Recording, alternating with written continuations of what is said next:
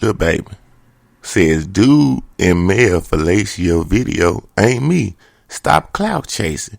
Now, the internet seems to think that Lil Baby has been having sex and is into men. They say he's got caught in a sex act, but the dude speaking up and he said it ain't true. He telling everybody to trip out. Now, the rapper is trending right now because of a viral video that's making the rounds, which is sexually explicit and graphic, depicting a man giving another man fellatio. Now, this is one of these weird recording and a retorting type of clip.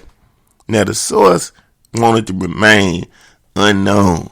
Of course, if you putting dirt out on people, now this is allegedly, we haven't proved it.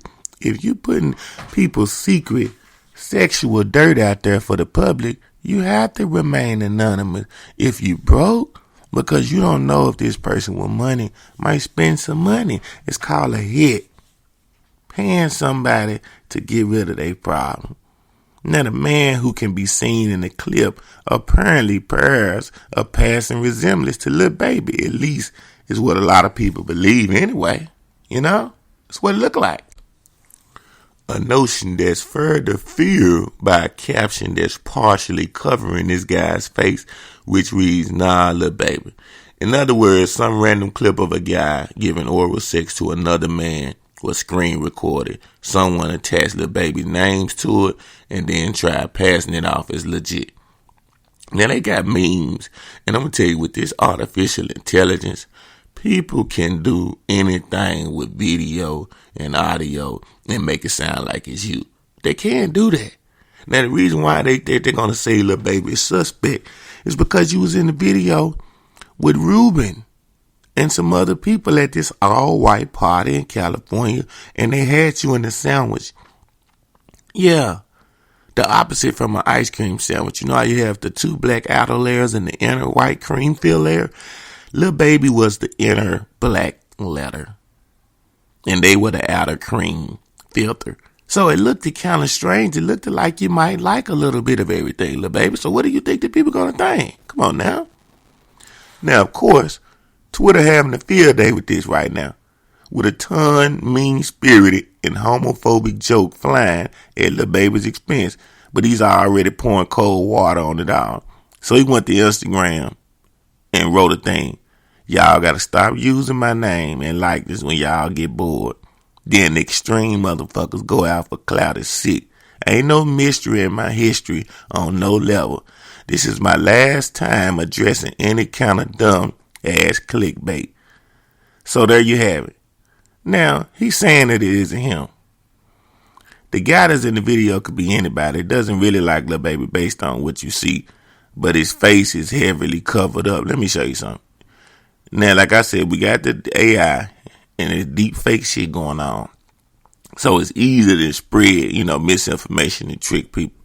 But at the same time, if you are liking another sex, another race, under the table, and you think that you're going to keep it a secret, you got another thing coming. You're going to get exposed.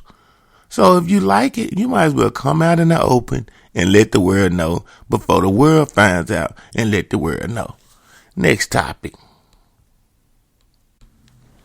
Now, people are getting burnt, and it's getting cold. It ain't even really hot no more in different parts of the world right now. But American Airlines has trouble on their hand. They have let hot coffee spill on a lady and burnt her arm and her tattoo. American Airline passenger sues over scalding hot coffee spill. My arm and tat are burned to a crisp. Now, just like the passenger who was burned when a flight attendant spilled a cup of Java on his arm, George Latour said he was minding his own business on a flight from Vietnam to New York City earlier this month when he asked for a cup of coffee. According to the lawsuit, the flight attendant was all sorts of negligent by spilling what he claims was scalding coffee on his left arm. Now, Latour said he suffered second-degree burns to his upper left arm, as well as blistering, peeling, and bleeding. He said it was so bad it damaged his tattoo. The lawsuit claims Latour's cosmetic deformity and scarring may be permanent and he's still suffering extreme pain and suffering emotional harm, mental anguish, and distress, among other things. Now, his lawyer, David said after the spill, Latour asked for a more comfortable seat, even offering to pay for the upgrade, but he was denied and remained in the economy for the rest of the flight. Now, they said he beelined to a doctor after he landed in New York City and was told the burn was so bad he needed to see a surgeon who specializes in burns. Now, they reached out to American Airline, but did not get a comment, and it's pending litigation. Now, this is what I got to say. This is my take on this story. When you getting coffee on an airplane, we all know that the plane is moving. The plane is moving, so you have to sit down, and the flight attendant has to come down the aisle slowly and hand you your coffee. Now, in this world we living in, this is not a perfect world. Things can happen. Now, I don't believe, now if the coffee was so hot to where it boiled his skin, did is some out of the ordinary stuff. Now, it can scald you, but I don't think to the point of peeling. Only way this can happen, I mean, you would have to have the coffee just literally piping hot off of the stove. And when they make coffee on a plane, they use a microwave. And not saying that it can't get that hot, it's just kind of strange to me that that little amount falling on your skin could do that much damage. I think this is somebody that's trying to get a jackpot. But guess what? They supposed to go for the home run. If you are on a company flight that makes billions of dollars a year, they can stand to make a payout. Yeah, they can. They can pay you for their problem. Now, I don't think that employee should be fired or made the worst person in the world because things happen. Stuff like that can happen. It doesn't happen a lot because when you're dealing with something hot, you tend to want to be, extra careful. Now, who knows? Did this passenger say, hey, ma'am, could you make sure it's extra hot? Because when it comes to coffee, and if you've ever served coffee at any restaurant before, people are something else when they want their coffee. They want it a certain way, extra fresh every time, extra hot, and you have to appeal to their offerings to satisfy them. Yeah, when it comes to coffee, people act like they buying some damn drugs. And it's just a cup of coffee. Relax. But that's how people act because coffee is an addictive stimulant liquid. Coffee is like some of these men I hear you women get with and can't get enough. It was just too good, girl. I got to drink some more. Now, this is what you call when being on the internet goes bad. When being on the internet goes wrong. YouTuber Eugenie Cockney. Cops flooded with calls over her skinny and frail appearance. Now I know she ain't want that. No, I don't want that. Too late. They are in your business. If you see this picture of this lady, Lord have mercy. It is scary. It is deranged.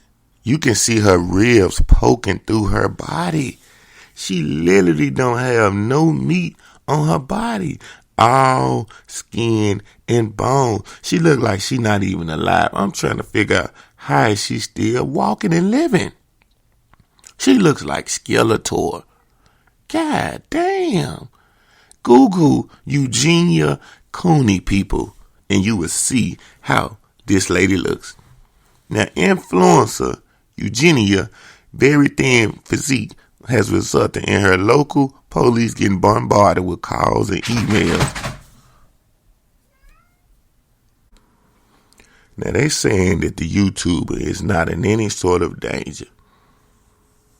But recent posts, weeks after she posted, her well-being ramped up in recent weeks after she posted some TikToks of her dancing. If you see her dancing in these TikToks, you can tell that this lady does not eat at all. It looks like she had that disorder where people eat and throw up, but it don't look good at all.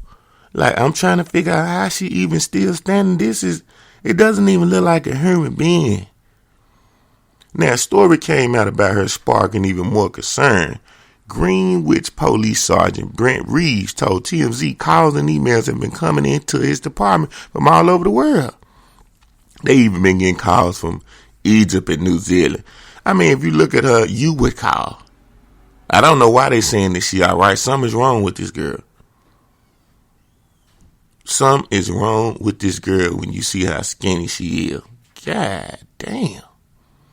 Now, Sergeant Reed said he's known Eugenia for more than a decade and they have a good relationship. They even have a special code. She puts a certain object in her videos so he knows everything is all right. If that object isn't there, however, he'll know to get her help.